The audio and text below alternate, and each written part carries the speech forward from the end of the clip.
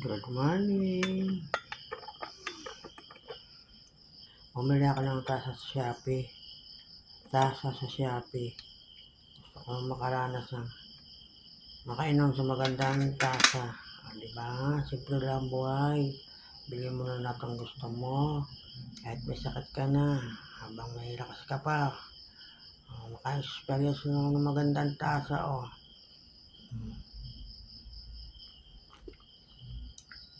Diba masaya pag nabibili mo yung gusto mo at saka nagagawa mo. Yan.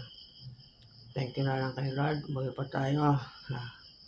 Nakakain pa nakakapagluto. Okay na sa akin to. Masaya na kapag nabibili ko yung gusto ko. Kain na tayo.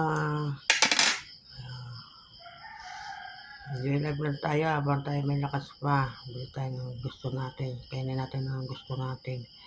Pasalamat tayo kay Lord. Thank you po, Lord.